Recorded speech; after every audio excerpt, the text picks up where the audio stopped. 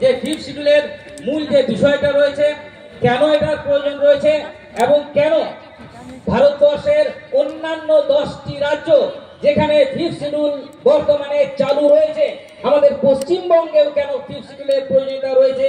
আদিবাসীদের জল জঙ্গল জমি রক্ষার্থে, আদিবাসীদের ভাষা সংস্কৃতি রক্ষার্থে, আদিবাসীদের স্বশাসনের সাথে, সেই বিষয়টাকে সংক্ষেপে আলোচনা করার চেষ্টা করব।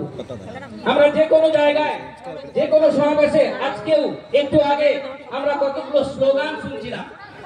কি স্লোগান ছিল? স্লোগান ছিল বীর বুরুদ অকয়া আবহাওয়া আবহাওয়া। আরো স্লোগান ছিল লোকসভা নয় বিধানসভা, সবচেয়ে বড় গ্রাম সভা। আর একটা আমরা সবাই জানি আবহাওয়া দিশম আবহাওয়া রাজ। তো এই যে আমাদের মূল দাবি, মূল যে স্লোগান, যেটার উদ্দেশ্যে আমরা বারংবার বিভিন্ন জায়গায় জড়ো হই, আমরা আন্দোলন করি, তার মূল চাবিকাঠি লুকিয়ে রয়েছে 3টে মূল আইনের উপরে। তার মধ্যে প্রথম যেটা রয়েছে, যেটা পশ্চিমবঙ্গ সহ কেবলমাত্র জম্মু কাশ্মীর ব্যতীত ভারতবর্ষের প্রত্যেকটা রাজ্যে রয়েছে, সেটা হলো FRA 2006। এবং সেটার সম্পর্কে বিস্তারিত বললেন আমাদের সৌরভ প্রকৃতিবাদী দাদা, এবং তিনি স্পষ্টভাবে বললেন যে কিভাবে একটা গ্রামে গ্রাম সভা গঠনের মধ্য দিয়ে আমরা জল জঙ্গল জমিনের অধিকারকে সুনিশ্চিত করতে পারি। ঠিক তেমনি আরেকটি অধিকার হলো এই পঞ্চম তপশিল। কিন্তু পঞ্চম তপশিলি যাওয়ার আগে আমি আরেকটি কথা বলতে চাই, যে একটু আগে যখন আমাদের মাননীয় সভাপতি বলার পরেই যিনি বললেন, আমাদের গোড়াবাড়ি সাগেনপীড় পারগানা বাবা, তিনি বললেন কিভাবে এই মুকুটমণিপুর এলাকায় এই ড্যাম বা জলাধার তৈরি হয়েছে, এবং যেটা তৈরি করতে গিয়ে আমাদের আদিবাসী ভাই বোনেরা এখানে মাটি ভিটা খেত হাসা বদ বৈহার বাগি করে চলে গেছে দেশ দেশান্তরে, নামাল কাছারে। তিনি বললেন শুধু এখানে নয়, আমরা যদি ভারতবর্ষের প্রত্যেকটা রাজ্যের দিকে তাকাই, তাহলে আমরা দেখতে পাবো ভারতবর্ষে যেখানেই উন্নয়নের বার্তা এসছে, যেখানেই বিকাশের কথা এসছে, সেখানে আদিবাসীরা উচ্ছেদ হয়েছে। এই আদিবাসীদের রক্তের বিনিময়ে, এই আদিবাসীদের চোখের জলের বিনিময়ে আজকে ভারতবর্ষের বিকাশ হয়েছে, উন্নয়ন হয়েছে। আর দুর্ভাগ্যের বিষয়, আমাদের সরকার, সে কেন্দ্রীয় হোক আর রাজ্য হোক, তারা বারংবার এই আদিবাসীদেরকে সবচেয়ে বেশি বঞ্চিত করেছে, লাঞ্ছিত করেছে। আজকে দেখুন, এখানে লেখা আছে বনাধিকার আইন, পঞ্চম তফসিল, আর এখানে রয়েছে মুকুটমণিপুরের অর্থনৈতিক উন্নয়ন নামে আদিবাসীদের জীবনযাত্রা ও প্রকৃতির ভারসাম্যটাকে বিনষ্ট করা চলবে না। তার সঙ্গে মণিপুর এলাকা আদিবাসীদের কর্মসংস্থান সুনিশ্চিত করতে হবে। ভাবুন না একবার, এই জলাধার তৈরি হলো আমাদের জমিতে, আজকে এখানে সৌন্দর্য বৃদ্ধি হলো আমাদের জমিতে, আমাদেরকে তাড়িয়ে দিলেন। আর আজকে আপনার বাবু বিবিরা ওই কলকাতা থেকে না কোথা থেকে এসে এখানে উড়ে এসে জুড়ে বসে আমাদেরকে হুমকি দিচ্ছেন, আমাদেরকে ধুমকি দিচ্ছেন, আমাদেরকে চমকাচ্ছেন। কি ভাবছে এরা?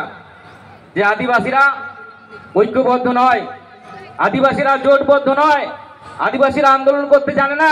সৌরভদা বললেন যে অযোধ্যা পাহাড়ে দুর্গা পাওয়ার প্রজেক্ট, যেটা কেন্দ্র রাজ্য যৌথভাবে চেষ্টা করেছিল, রুখে দেওয়া গেছে যৌথ আন্দোলনের ফলে এবং গ্রাম সভার মধ্য দিয়ে। আমরা যদি দেখি, এর আগেও ভয়ঙ্কর দুটো আন্দোলন হয়েছিল। একটা হচ্ছে নিয়মগিরি উড়িষ্যাতে পাহাড় বাঁচাও আন্দোলন, এবং তার সঙ্গে হয়েছিল বাইলাডিলা পাহাড় বাঁচার আন্দোলন, সেটা ছত্তিশগড়ে।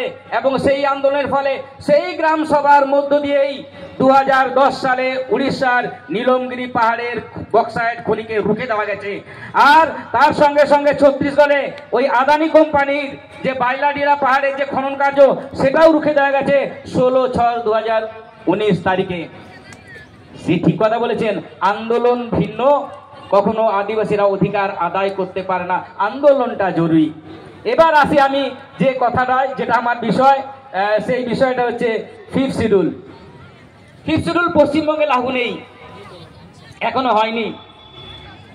ভারতবর্ষের অন্যান্য 10টি রাজ্যে কিন্তু ফিফথ শিডিউল লাগু রয়েছে। ফিফথ শিডিউলে কি কথা রয়েছে? ফিফথ শিডিউল কিন্তু একটা সাংবিধানিক বিধি ব্যবস্থা, যে ব্যবস্থাটাকে উপেক্ষা করার, যে ব্যবস্থাটাকে লঙ্ঘন করার ক্ষমতা ভারতবর্ষের রাষ্ট্রপতিরও নেই, আর পার্লামেন্টেরও নেই, আর ওই বিধানসভা কারো কিন্তু নেই। তো সেই ফিফথ শিডিউলে কি বলা আছে? সেখানে ফিফথ শিডিউল যেটা রয়েছে, সেখানে দুটো জিনিস কিন্তু খুব ইম্পর্টেন্ট, মন দিয়ে শুনবেন। যদিও এটা সেমিনার নয়, আমি চেষ্টা করবো সংক্ষেপে বলার। সেখানে দুটো মূল বিষয়, একটা হচ্ছে রাইট টু সেলফ গভর্নেন্স। এই যে আমরা বলি না আবহাওয়া দিসম আবহাওয়া রাজ, আপনার দেশ আপনার রাজ, এটাকেই বলা হচ্ছে রাইট টু সেলফ গভর্নেন্স। সেই কথা বলা আছে 5th শিডিউলে আর্টিকেল 244(1)-এ। আর কি আছে, এই যে আমরা বলি না বীর বুরু অকয়া আবহাওয়া আবহাওয়া, এই যে কথাটা, অর্থাৎ যেটা রয়েছে সম্পত্তির অধিকার, জল জঙ্গল জমিনের অধিকার, ভূমির অধিকার, মাটির অধিকার, এই কথাটাও এখানে লেখা আছে রাইট টু অনারশিপ। দুটো জিনিস, একটা হচ্ছে রাইট টু সেলফ গভর্নেন্স আর একটা হচ্ছে রাইট টু অনারশিপ। এই দুটো কথাই কিন্তু স্পষ্টভাবে বলা আছে এই যে আর্টিকেল 244(1) যেখানে বলা আছে 5th শিডিউল যদি লাগু করা হয়। অনেক বড় বিষয়, আমি অত বিষয়ে যাব না।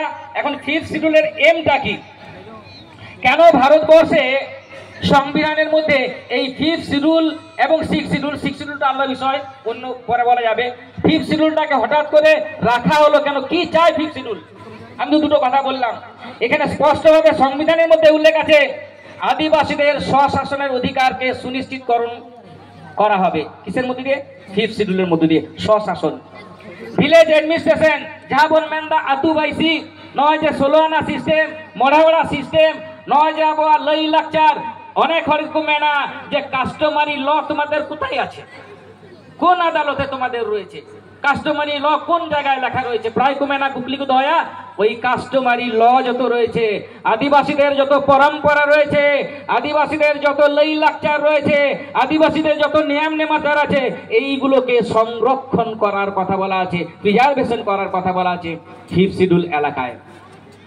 আর কি বলা হয়েছে? আর বলা হয়েছে ভিলেজ গভর্নমেন্ট। সর্বদা বলছিলেন আমাদের ভারতবর্ষের অ্যাডমিনিস্ট্রেশন দুভাবে চলে, দুভাবে চলে, আমরা একটা জানি আর একটা জানি না, আলোচনা কোনোদিন হয় না, কোনো বইয়েও লেখা নাই, এত টেকনিক রয়েছে ওই দিকু